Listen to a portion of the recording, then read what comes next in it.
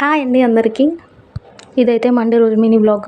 టెంపుల్కి వెళ్దామని పొద్దున్నే లేసాం అత్తమ్మ నేను, కానీ మా వెనకేమో పిల్లలు కూడా లేచారు.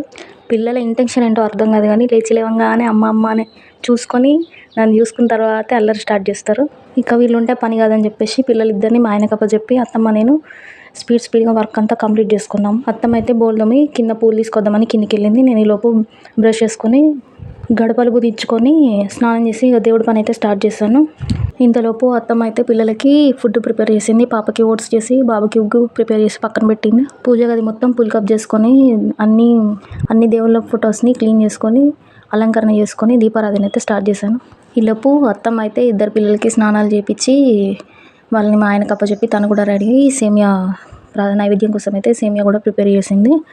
నేను దేవుడి దీపారాధన అయిపోయిన తర్వాత తులసమ్మ దగ్గర దీపం పెట్టి ఈశాన్య మూలలో కూడా ఒక కలశం చెంబు ఎప్పటికీ పెడతాం. వీళ్ళిద్దరు స్నానం అయితే అయిపోయింది కదా అని చెప్పి వాళ్ళని రెడీ చేసి వాళ్ళిద్దరికి తినిపించి ఇక టెంపుల్కి వెళ్దామని అన్నీ ప్రిపేర్ చేసుకొని రెడీ అయ్యి వెళ్ళాము.